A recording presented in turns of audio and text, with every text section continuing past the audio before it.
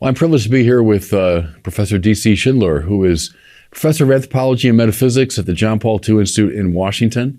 For my money, one of the smartest, most articulate Catholic philosophers on the scene today. So delighted, David, to be with you today. It's a privilege to be here. Thank you. Well, good. Thank you. And you've written a number of books, of course, on a lot of topics, and I find them all fascinating. I want to focus on this one, The Politics of the Real, which is a fascinating discussion of, a lot of topics that are both in the news, but also at a high theoretical level, especially around liberalism. And much discussed. We got liberalism, we have post-liberalism, we have anti-liberalism, we have classical liberalism, right. We have wokeism, which is a kind of extreme form of liberalism. So I wonder, before we get really into it, if you could just give me in brief compass, a sense of what you mean when you use the word liberal or liberalism. Brief compass is a little difficult. I can start simply. Liberalism basically, it's modern political thought. That arose in the 16th, 17th, 18th centuries. I think we're all familiar with the founding figures, Locke, Hobbes, and so forth. But at a deeper level, so this is classical liberalism. At a deeper level, it seems to me, when you put it in the context of history and especially in relation to the church, it seems to me you begin to see that this what was effectively a political theory actually is a whole vision of reality. So.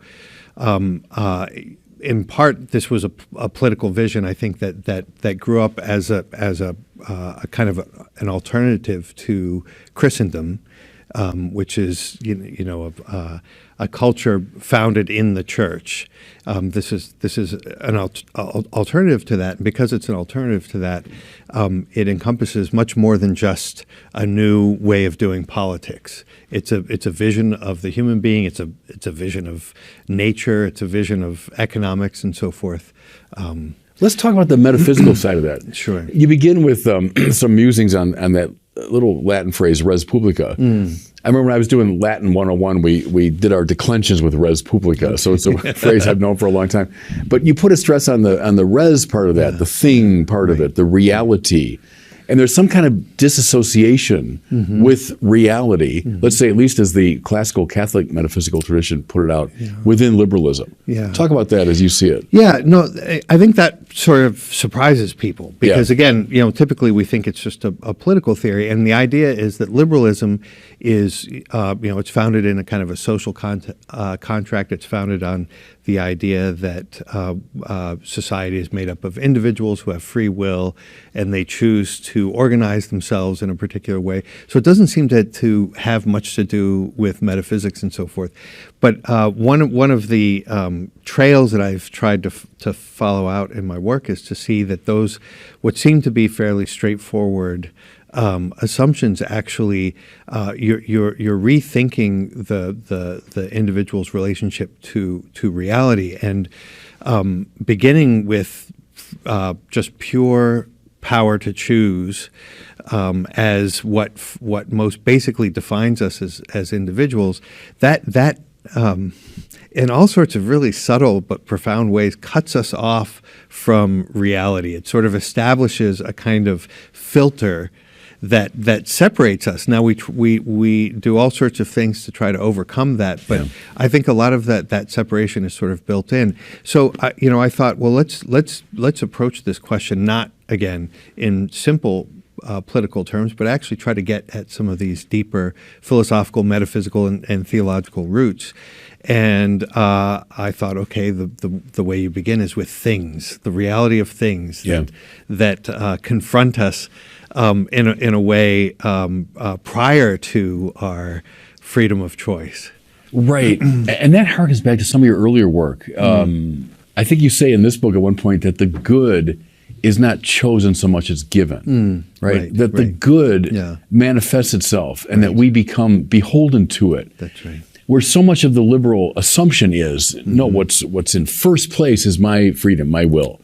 And I choose. Right. And if that's your choice, well then, God bless you, that's great. That's right. As opposed to, no, the good in different ways manifests itself, it gives itself. That's right. And then we're obligated to bring our wills and our freedom in line with that. That's a whole different metaphysical vision, isn't it? It is, absolutely, and that's a nice way to put the point. The good, for something to be genuinely good, it precedes us. It sort of strikes us with its intrinsic goodness. I think we all have the experience of something connecting to something simply as a matter of choice, that we have complete control over it. Those kinds of things tend not to hold us or compel us. Because we can change our mind the next day, and we have the sense of our will being fairly volatile and arbitrary. But true goodness is given, and where is it given? It's given in our fundamental relationships in our family. We're born into a family, and it's given in the things that surround us and in their reality.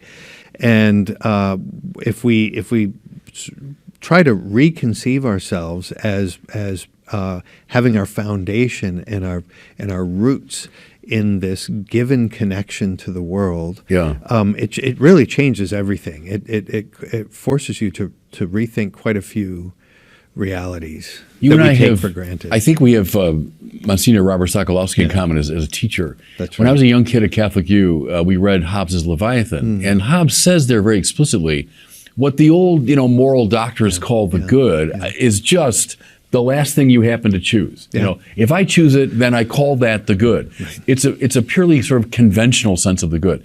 That's a revolution. Sokolowski taught me that 40 years ago.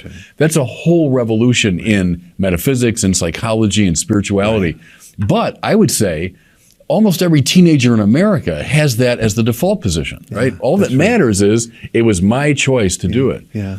But who's there articulating these values? Right. Someone else we have in common is Dietrich von Hildebrand, who's someone I follow with great enthusiasm. And that whole idea of value and value response. Right. It's not my stupid will that's determining things, but this value makes itself manifest. That's right. Is that near the heart of what you're trying to get at? It really is. The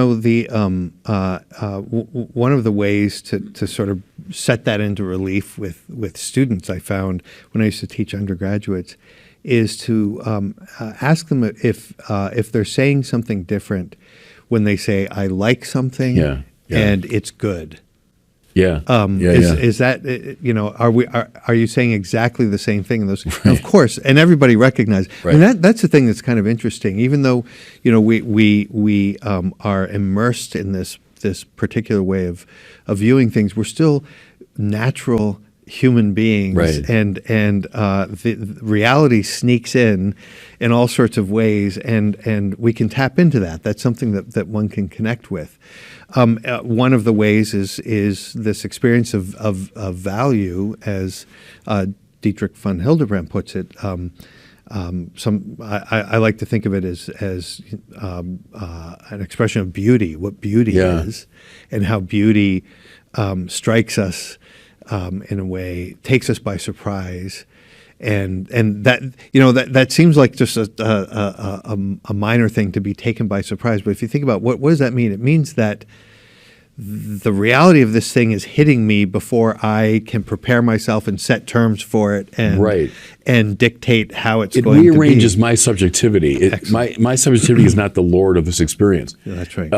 That's in your earlier work too, and it's a very Platonic idea that of the transcendentals, the beautiful comes first. Yeah, right. And then that whole surprise element and the wonder, the splendor of something. And then afterwards you say, oh, that corresponds to the truth of the mind and the good that the will seeks. That's right. But the first thing that strikes us is that's beautiful. Right. And it's in Dante, it's in James Joyce, up and It's down everywhere. the great tradition. Yeah. But if I'm reading you right, that's a real danger inherent in liberalism that so privileges the individual and choice that gets bracketed. Right, and I mean, I think it's not hard to see that we've trivialized the meaning of beauty. I mean, it's to use that language, Balthasar, Hunters von Balthasar, the great theologian, observed that.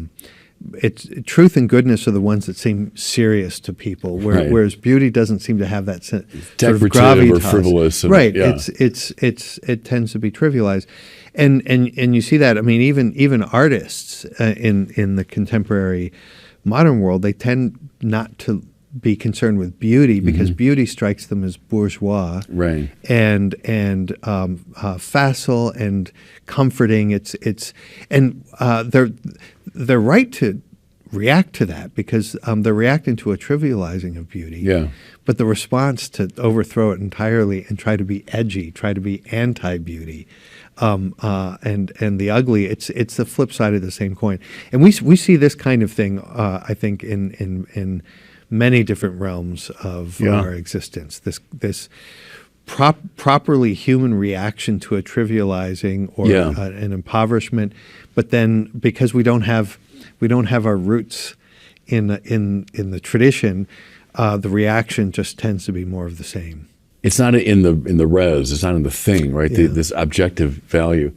Something jumped out at me from your book here because I've been thinking about this a lot. Why is safety such a prime value in our kind of wokest culture now? And talk about that a little bit because I've said to people before, if you're a Christian, what we have before our eyes all the time is the crucified Jesus. And I said, now, whatever that religion's about, it's not putting a huge premium on safety, right. Whatever that is, That's right. Or the lives of the saints. You never say, well, no, they were really dedicated to safety, these right. people. What is it about this liberal problem that would kind of conduce toward the valorization of safety? That's a big question too. It's so interesting how any one of these questions you can unfold and start to see the whole thing. But the question of safety is a good way in. It seems to me that safety is one of those things that seems like a safe, universal value. Everybody can be. This is a good common denominator. We're all, insofar as we're all living beings, we're all concerned to continue our life. So safety is something we all have in common. But that the difficulty there obviously is it reinforces all of these habits of egocentricity, you might say, in terms of our reconception of what the will is and what the intellect is and what a human being is. Safety plays into that. So it seems like it's something that nobody can get upset if we talk about safety, but in fact it's a subtle thing. Safety makes sense for a human being in a deeper context. Christians don't say, right, as you pointed out, our first concern is the safety and well-being of our parishioners. Although we heard some of that during the COVID times. That's not a Christian worldview, certainly. No, it's the adventure of mission, maybe, or something like that. Yeah. Well, and right, the love of God. I mean, love is not safe, and it's never been safe. And the word safety doesn't occur to you when you're in love. That's yeah. And to your earlier point about like the truly beautiful is not safe; it's dangerous. The truly beautiful, because it breaks in. Right. What's good on that, I think, is Iris Murdoch, the Irish philosopher and novelist. That how the good has this quality of. It arrests us. Balthazar too. I mean, it stops you in place, and it rearranges you and then sends you on mission. Yeah. So if safety is your thing, you're going to create a buffer around yourself of protecting my choice all the time. That's right. And I won't let the truly beautiful in. Right. That's right. Yeah. No. Think about that. So I mean, her line I absolutely love. I always tell my students that this is one of those they need to put on the refrigerator. But love is the difficult realization that something other than oneself is real. Yeah. Is real. That's Murdoch, Yeah. So the res again. Right. The reality of something that because it's, insofar as I recognize it as real, that in itself is a recognition that I have a responsibility to adapt myself to it. I have to conform to it in a certain sense. If safety is what is setting the horizon, reality has to be reinterpreted, beauty has to be reinterpreted, all these fundamental human values have to be reinterpreted in a way that will fit. And I think that they end up being reinterpreted in ways that aren't really genuinely human. Right. Our friend Monsignor Sokolowski again used an image years ago that's always stayed in my mind, that the once integrated Catholic vision of life at the Reformation and the Enlightenment blew up. It blew up, exploded, and the pieces of it landed in sort of distorted form here and there. Right. And the good side of that is you can actually see bits of it if you're looking. That's right. The bad part is it's all kind of falling apart. Yeah. So maybe walk us through that a little bit as you see it. What was that integrated vision that in a way we've lost with the rise of the liberal mentality? What did it look like? Yeah, it's interesting. I have increasingly been sort of compelled by this idea that the heart of Christianity, understood not only as a faith. I mean, obviously, it is very much a faith, right? But a faith that generates a culture that is a faith in the incarnate God, who is incarnate in the flesh of Christ, but then in the church and through the church into the world. So, if we understand that to be Christianity, it seems to me it's very illuminating to to recognize that it represents a kind of a creative synthesis of these classic cultures, the Greeks, the Jews, and the Romans, and that each of these cultures represents, they sort of present in a paradigmatic way some dimension of what human culture is meant to be. Its rootedness in nature, its creative, cultural, institutional aspect with the Romans, and then the theological dimension with the Jews. That Christianity, in a way, brings all those together in a manner that allows them to illuminate each other, so that we only understand nature in relation to culture and in relation to God. We understand God in relation to, and so that it seems to me is what the Christian integration is. When that fragments, as you put it, we can sometimes have the illusion that picking up these pieces and putting them all on the table at the same time is more or less the same thing, because they're all there. But they've radically changed outside of that integration. So what that integration would have looked like concretely, and what it could look like again in the future, those are big questions. So if the incarnation is a fact, and we hold that to be the case, God really becomes human in Jesus, but also then by extension, the church fathers saw this so clearly. In a way, God enters into all of nature and all of history and so on. And then the church, as the fathers also saw, the extension of the incarnation across space and time. As I understand your argument, that has huge political implications. If we take that seriously, we can't say, "Oh, that's a little private belief that I happen to have, in my subjectivity, and you've got your own belief." But if that's the case, that's really the res that we're talking about, then what does politics begin to look like? Well, right. I mean, we have some intimation of that with the medieval vision, and obviously one can be romantic about that. But if we're just thinking about the principles, we have some intimation that the king is an anointed king, and he's anointed by the Pope, by the Church. So what does that mean? By being anointed, he's sent on a mission. There's a sense in which, and this is why that's not theocratic. It's not so. Theocracy is when the religious figures, in a way, order society and make the call, as it were, take charge. Anointing is something different. This authority is handed on to the political order, but it's handed on by the church, and so the authority then that the king receives is a sacred authority that is responsible to the theological vision, and meaning responsible to God and His self-revelation, but responsible to the world as God created it. But it really is His responsibility. There's a certain freedom. There's a kind of autonomy of the political order that arises there, but it's a given autonomy, and that's something that's very different from establishing autonomy through separation. So I think we have a vision there. Now the question is, what do we do now? We don't live in a society where we have. You're not interested in my becoming the mayor of Rochester. That's right. Right. So I'm the bishop of this diocese, but that's right. But talk about the distinction between potestas and auctoritas. So the state has a potestas, a real power and independence. That's right. But an auctoritas, talk about that coming from the church. That's right. Auctoritas. I mean, in fact, I've been working on a book on precisely that theme. But I'll try to keep it contained here.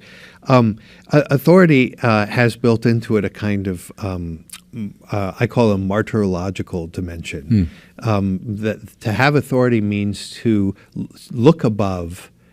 To see that there's an order that's given by God and has a kind of cosmological dimension, to look above and then to try to communicate that order below in a genuinely creative and prudential manner below. That authority sort of has that structure.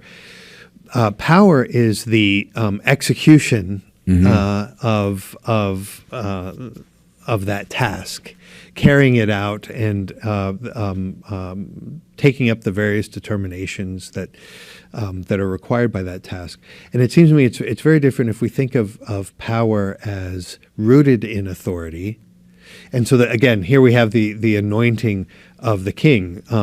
The king's power is received, and it will always bear the traces of the authority that communicated it. Which in turn is grounded in a metaphysical vision, right? So the auctoritas is grounded there, and then it's communicated to the one who has potestas.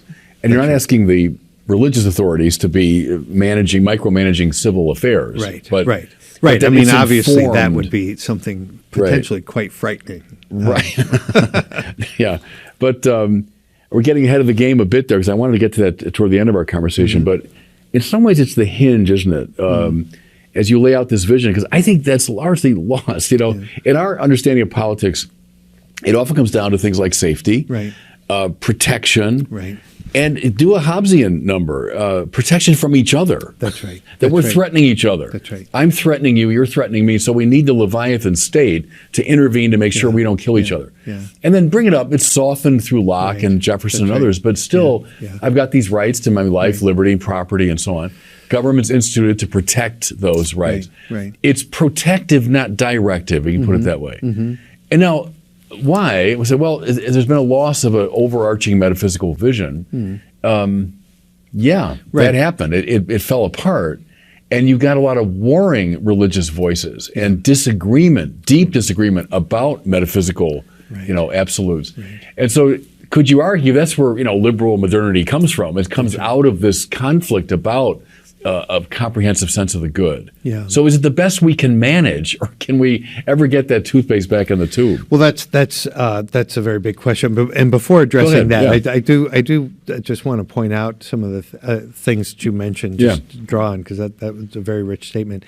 When you radically when you prioritize, let's start there. When you prioritize freedom of choice, that implies a kind of self-enclosed monad of sorts, a kind of an atomistic sense of the individual that defines himself in separation.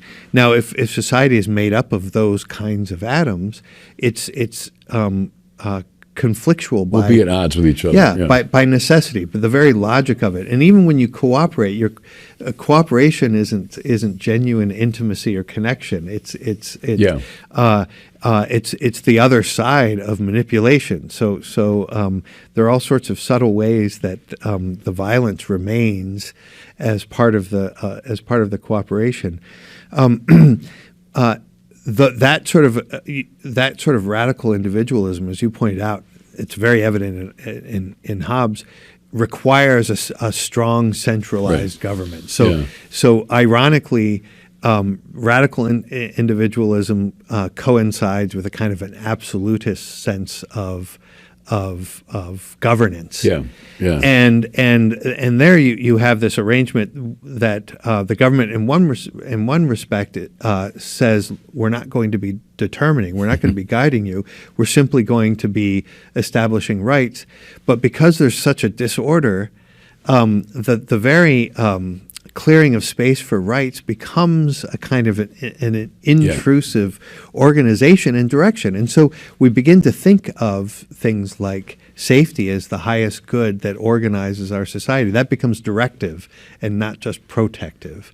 Right. Yes, and to your point too, in other books of yours, everyone's got some overarching sense of the good. Right. Even if you're denying it, you say, "Oh, I'm not for all this metaphysical stuff." Yeah. Everyone has something that positions everything else. That's right. There's some summum bonum in the system, right? Inevitably. And you could say with the liberal system, it is just that. It's the protection of the individual, or it's keeping individual choice, safe or whatever. But there is an overarching sense of the good.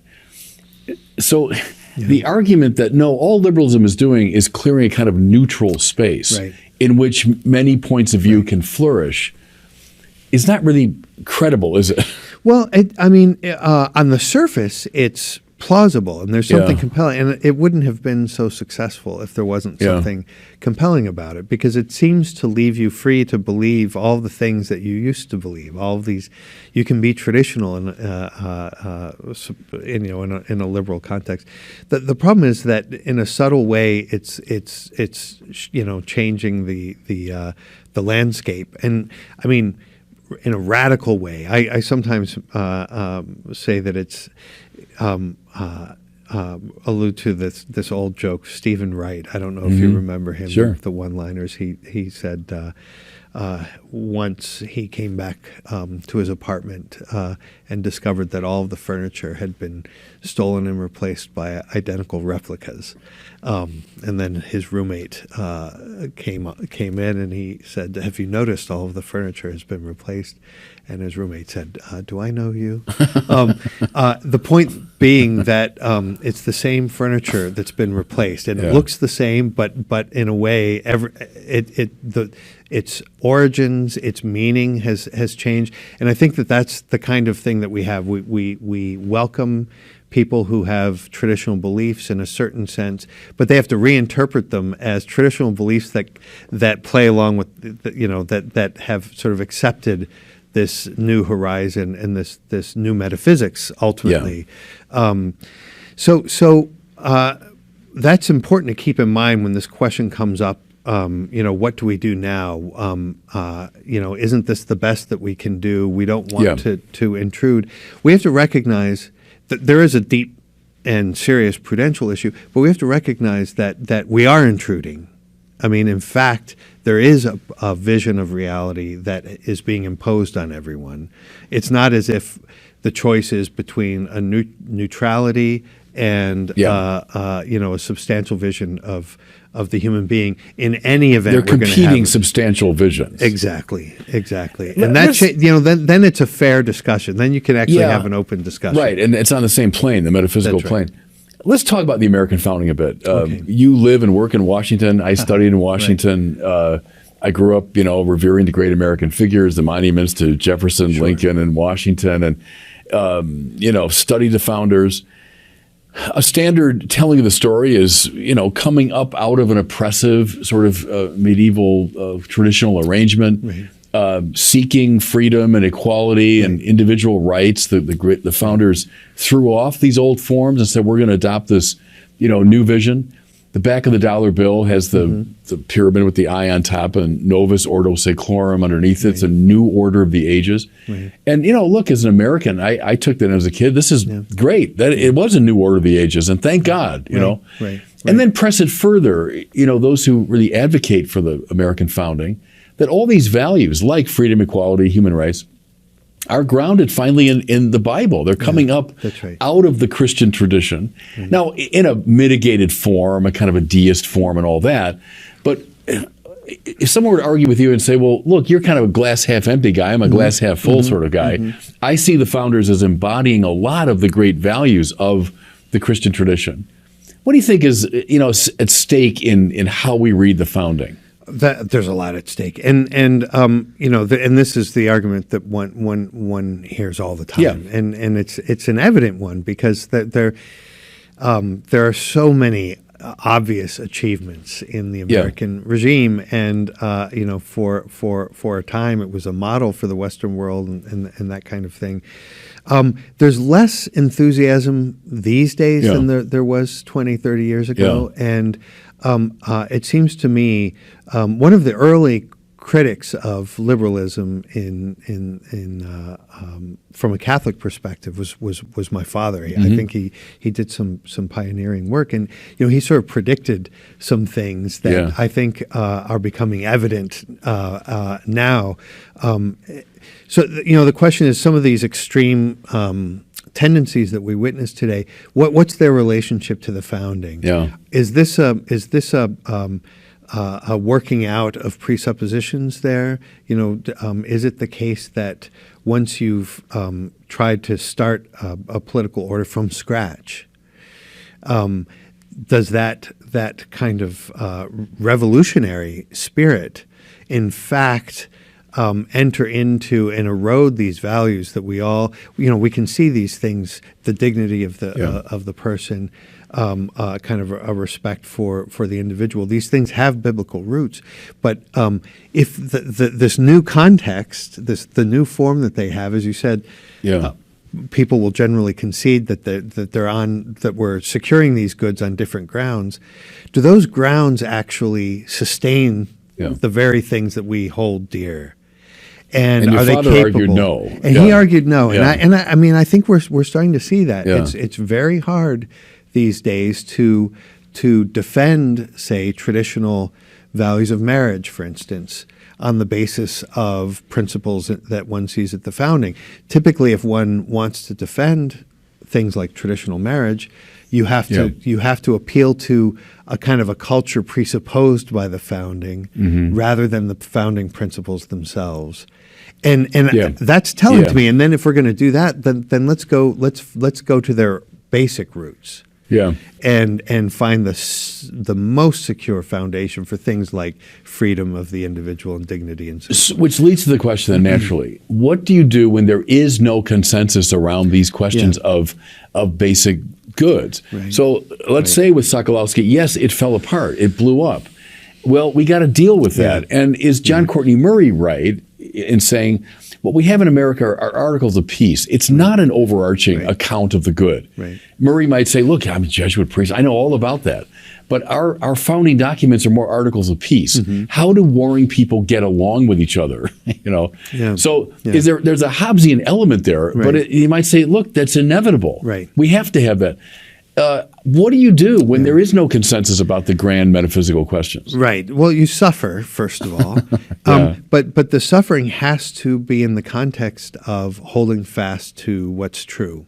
And it seems to me, prudentially speaking, this may be the best that we can do. Okay. So prudentially speaking, but I would want to insist on the robust and what I would call the authentic meaning of prudence, which requires in the first place a robust recognition of the truth in its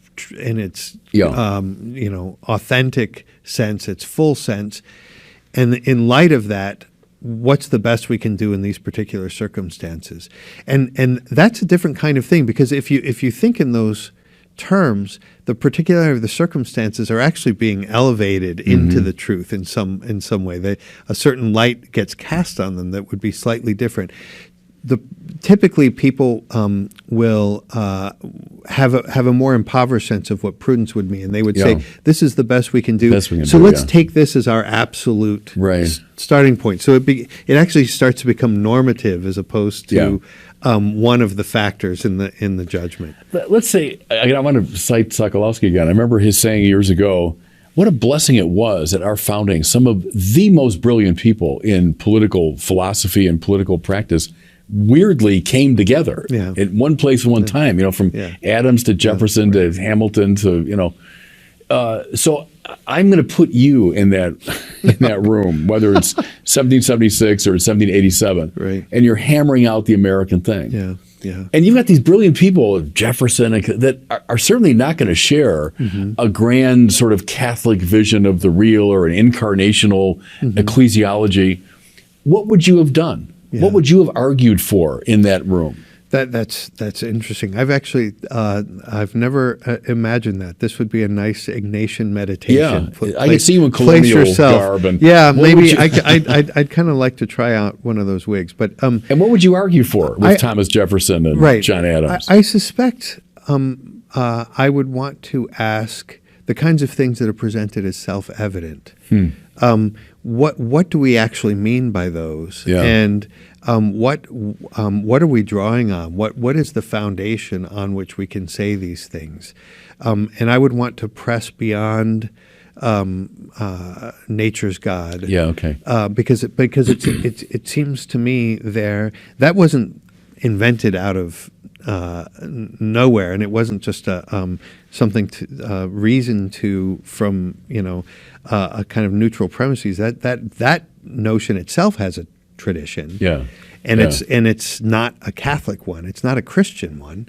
Very consciously so. Right. Right. Among many of those, I mean, Jefferson, in a way, he's an easy target with this because he had very self-consciously, deliberately a program of separating from the Catholic monkish tradition. superstition. The monkish, so there really was a kind of a program there of providing an alternative to what had previously been granted to us by God through Christ and the Church. Now is something we're going to try to recreate on our terms. Would you go as far as George Will, who says that it's just boilerplate, that when Jefferson and company talk about God and nature's God, it's just boilerplate. They don't really mean it. They don't need these theological, but they were doing it as a kind of sop to the religious people at the time. I've never been tempted to go quite that far. No, and I don't think you need to. I don't think you need to say that they were insincere. I actually think that they. Some people think that my criticism is that people were just pretending to be Christian and that secretly they were devising this. There are, as I said, there are some figures that were doing that, but it seems to me that the problem isn't that. It's not this secret program to undermine things. It's actually the ones that were most Christian friendly and serious about Christianity. I would want to ask them and pursue this question. What is it? How do you understand the relationship between faith and reason? What's the meaning of the church? What's the meaning of the tradition that has grown up in and through the church? That to me is the more decisive question because I mean it's a very simple point, but at the heart of this argument for me is do we recognize the goods that we rightly see in liberalism? Do we recognize those in their truth as having their roots in this organic tradition that we've inherited, or do we isolate them from that? And the most enthusiastic and sincere Christian believer can actually interpret these things as isolated from this tradition. So that's the main issue. And my contention is the moment you've separated from this tradition, it's going to evolve and devolve over time, and it really is a matter of time, and we're bearing the fruit of it. And that we're seeing some of that now. Yeah. One thing I find really intriguing in your book is that the opposition of liberalism, not just to Christianity, but specifically to Catholic Christianity, with its strong incarnational emphasis and with the church as a kind of bearer of that incarnational presence. And we already referenced the Jefferson, I think it's a letter where he talks about getting rid of this monkish superstition. The other one, it's always intrigued me, is John Adams has it's a diary entry, I think. He wandered into a Catholic church in Philadelphia during that, 1776 period. And was taken by it. I mean, he's caught up in the liturgy, and then he says, "Oh, how we ever managed to shake ourselves free of this?" So, is that really? It's a hinge to your argument that it's an opposition to the Catholic expression of Christianity, right? Precisely because that's Christianity in its robustly traditional form. Yeah, right. I mean, one might say Orthodox too, but the main point is not choosing one, as we would say in modern lingo, one denomination over the other. Right. No, the point is recognizing Christianity as a tradition that has grown a culture and forms of life which include political forms, or not seeing as that, seeing it instead as just a faith which separated from that can't help but become essentially kind of a private thing. I mean that's the main concern. Where did Tocqueville get it wrong? So I mean, the standard reading of Tocqueville is comes over here, witnesses American life, and says all this religious energy and diversity. Democracy without a religious foundation is going to founder. Yeah. But how wonderful that this kind of private space opened up by American freedom, allowing all sorts of religious expressions, and that informs public life, at least indirectly. I've mused about what do we do now, especially when that Tocquevillian equilibrium has really been compromised, as people are disaffiliating like mad from the churches. Belief in God is attenuating. Talk about Tocqueville a little bit. What did he get right? What did he get wrong? Yeah, I mean, on that point in particular, it's interesting. He does make the observation that he thought in the long run it may be the case that religious would be Catholics. Yeah. And why did he think that? He was aware for all the things he admired, and he was such a perceptive reader of observer of humanity. He was concerned next to the positive gains that there were these sort of bond eroding principles at work, and that was going to lead to a certain thinning out of our social coherence and a certain kind of drift into a special kind of individualism, which he distinguished from selfishness. Yeah. And I think that's really important. For him, the issue was more how we conceived of ourselves rather than, in the first place, whether we were kind to people or greedy and so forth.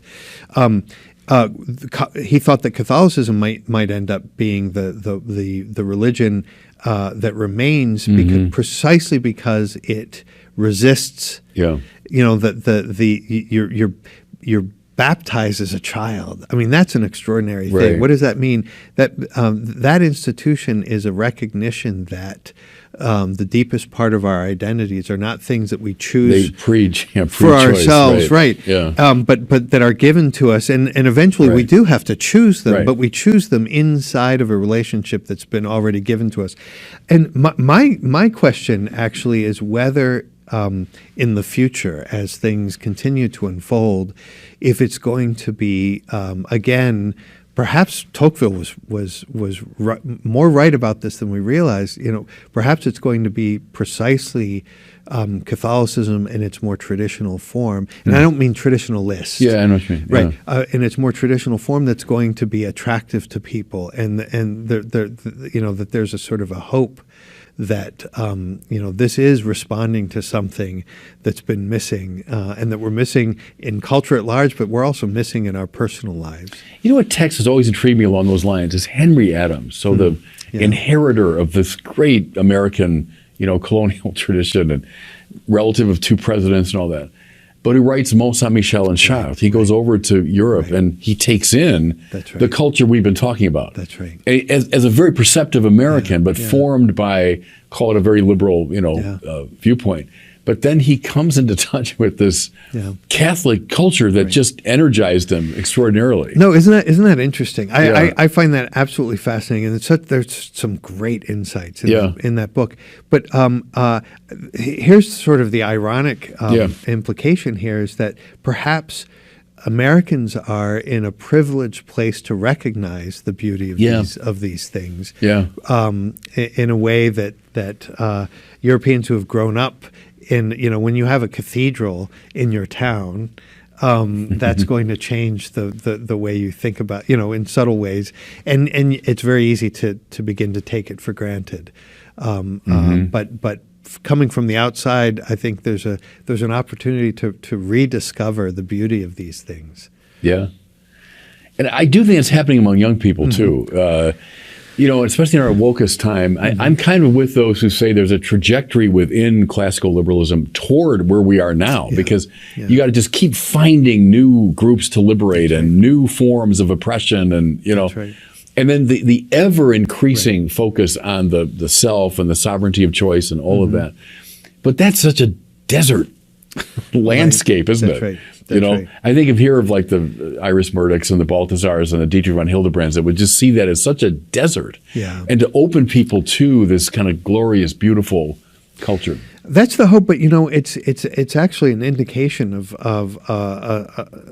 at the same time of a special challenge these days. I think the post-liberalism is one of the big movements of our time. Yeah. I mean, it's a growing movement, but I think it's arising precisely after liberalism. It tends to lack an anchor in something substantial. Yeah. And so we're beginning to see some really frightening instances. People are so tired of wokeism and the kind of exaggerated forms of liberalism that they want the absolute contrary as you sort of take solace or consolation in something that's a sort of a violent overthrow of that.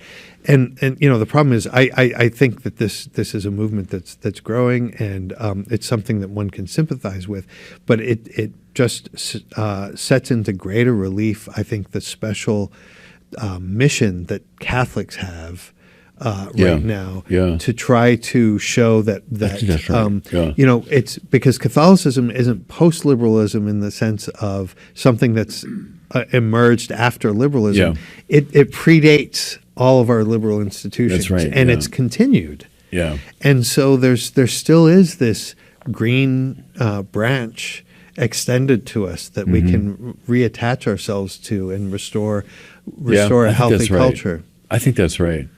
A line in your book that just jumped out at me was James Madison himself says the first of the freedoms is religious liberty. Yeah. The other one's grounded in it. Yeah. Because I thought that's exactly what John Paul II says, Yeah. that the first of the liberties is religious liberty.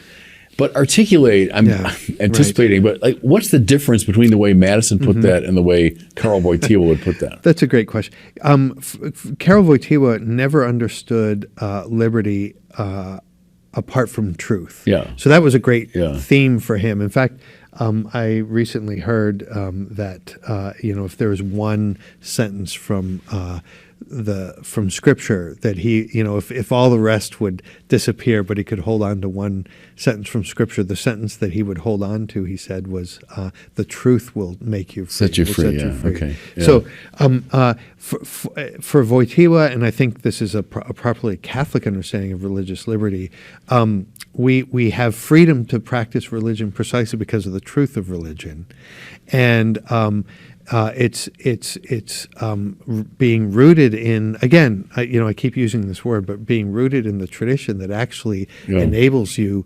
to first of all practice your own religion. But I would argue, and this hasn't always been recognized properly, adequately in history, but that also is precisely the same resource that would allow you to recognize the dignity of other traditions and so forth. That's very different from saying let's clear the deck, let's clear the space, and all possible claims for religion are equal. So that's a traditionless approach. Yeah. And what happens there is that what you then give liberty to is not religion. It's because religion was always part of a tradition. It always had a cultural dimension. Yeah. It was always public. It always included politics, the political sphere in its particular way. This is a freedom for you might say worship, understood as just strange little things that you do inside this private space, and faith as a private belief. That's what's being granted. So I don't think that's religious liberty at all. Right. I think it masquerades as religious liberty, and it can masquerade for a long time in a way that persuades a lot of people. But it's a very different thing. Yeah, because I think that is a hinge upon which your book turns in a way, is that Madison and Wojtyła and how you understand those two things. I wonder if someone listening to our conversation might say, well, okay, this fellow sounds like an integralist to me. Like he just wants to, create one great theocratic sort of society. But the book, in fact, explicitly bears the title, The Church Between Liberalism and Integralism. So say a little bit about what differentiates your view from, it's a rising movement today of Catholic integralism. Yeah. What makes your view different from theirs? Thank you for the question. I get called an integralist and confused for which is strange because anytime I've written about it, it's always been from a critical perspective. But it sounds like it because the one thing that I would affirm with them, and I'm grateful to that movement for, is a recovery of a sense that the church has a kind of an authority that bears on the political sphere in some respect. So that's something I think that we've conceded, and even the most sincere Catholics in the previous century conceded that too quickly. That the authority is a private matter, it doesn't have this kind of public form. So that's one thing I affirm with them.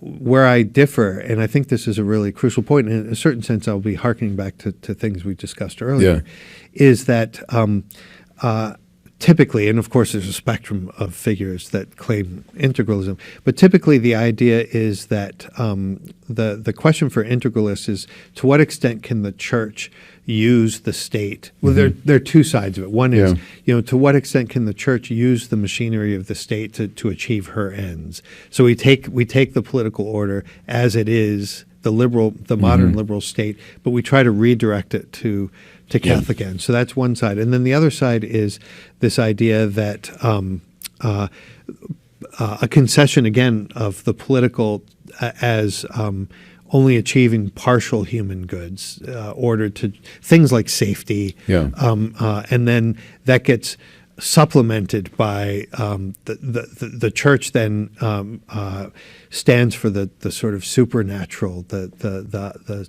higher dimension of human existence, the spiritual goods, and so you add these together. This is a bit of a simplification, but you've got the human goods and then the spiritual goods. You put them together. I mean, a couple of points there. There'd be a lot to say, but just a couple immediate points. One is that spiritual goods are human goods. I mean, we're essentially spiritual creatures, and so even our life in this world is saturated by a concern for God. And this is something Christopher Dawson beautifully recognized, that religion has that cultures are embodied religion.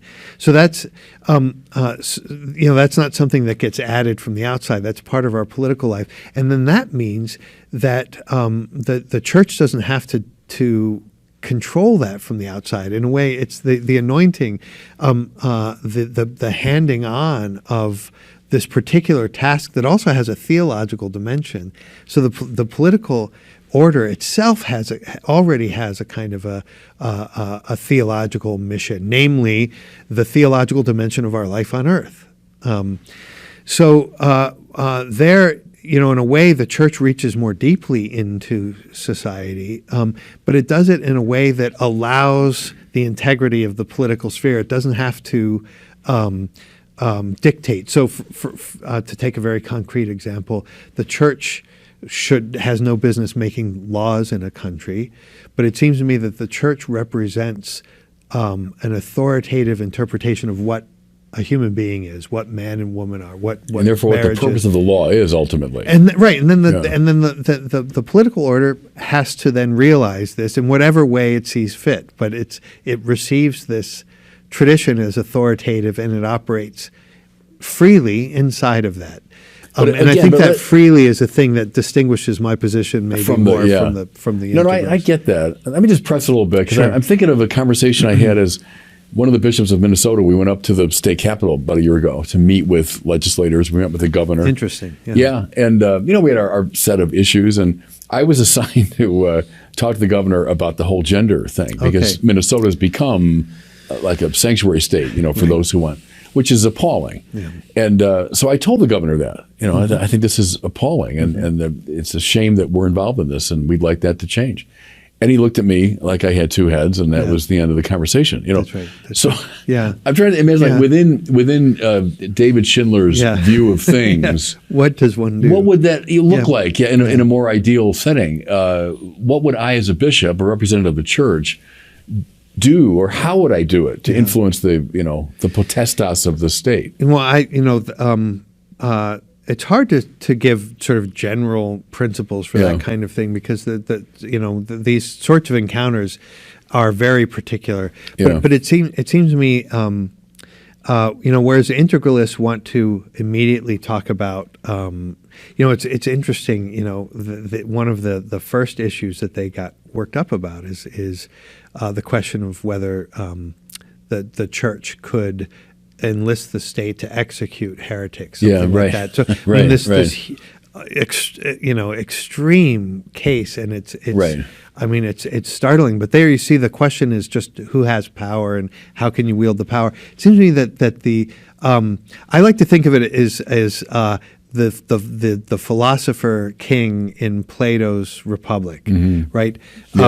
People think, well, that sounds tyrannical, the philosopher king. But how did the philosopher king operate in Plato's Republic? He went down into the cave, so he didn't command and impose an order. He came down, he entered into the condition of the people in there, and he asked questions. So that's how the philosopher king brought the light in. He asked questions. So it seems to me that questions that concern the matter itself.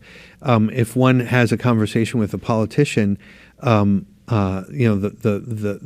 point wouldn't be in the first place, what are you going to do about this moral issue? It would be, what's your purpose? How do you understand your task? Like what is it that you're trying to protect? And why do you protect these things? In that very conversation, I said to the governor, part of the purpose of the law is to make us good, is to tell us what the good is. And if the law says this is permissible, it's a way of signaling to the soul, that's a good thing. And if the law says that's not permissible, it signals to the soul, this is something that I should be avoiding. That's right. He looked at me with incomprehension. Right. I mean, that's the thing is we these require long conversations. Right. Yeah. Right. But that's the way to go. And then you point out that that's not leaving people freedom. In fact, by establishing laws in this way, you're imposing a sense of the good. And if you can actually make that clear, then you can have an open conversation. Well, why on what basis? Why is this good, and how does it compare? And how do you respect this other view, which you claim to be able to respect? In fact, how do you do that? And is it? I'm thinking out loud here, but would you hold the church has become too much sort of a hand-wringing attitude and withdrawing too much from the public sphere, and well, that's not our business. And part of the answer is a boldness on the part of the church to come forth into the public arena, right? And to propose, as John Paul said, not impose, but propose our vision of life. Unquestionably. And the thing is, the hand-wringing tends to be of a certain generation, speaking to people of a certain generation. I mean, young people want a bold proposal. And so there's no danger in doing that. I mean, I think we have so much evidence of that. The danger is that if the church doesn't make a bold proposal, there are a lot of people on the internet that are making bold proposals in a way that are deeply problematic. Right. Something I take, I've said it earlier in our conversation, as basic. There is no neutral space. There just isn't. Everyone's got a metaphysics. And then it's power language too. I mean, someone got in power to, let's say it, impose a basic metaphysical view. And we do have that in our public space, in our country. It's a certain metaphysical view, this privileging of the individual and choice and all of that. So let's have a vibrant public conversation about it, and the church proposes its view. And go back to Balthasar and von Hildebrand and company, do it in a beautiful way that's compelling. That's right, and show that the resources are all there. That this is, so the danger would be that the church makes her proposal, other people make their proposal. We're meeting in this space, and everybody's kind of got a perspective. I think the church's proposal has to be bolder than that. And again, to go back to Socrates, when he made his argument with in the Gorgias, for instance, he said, it's not that I'm trying to convince you of my perspective. I'm trying to show that you yourself So this was the sophist who was rejecting beauty, truth, and goodness. I want to show that you yourself are in disagreement with yourself. Yeah, right. And that's it seems to me that if the church's claim is true, it has to be the case that what the church. So here's the remarkable thing. It has to be the case that what the church is proposing is in fact at the very depths what everybody actually believes and wants. And I hold that. I mean, I would hold that clearly as a Catholic. So maybe just be animated by that confidence to go into those conversations. Wasn't it Stanley Hauerwas, I think, said, I don't want the student to learn how to think for himself. I want him to think like me. And that sounds, arrogant, but it's based on a sense of, look, I think I have the truth here, which deep down you want too. That's right.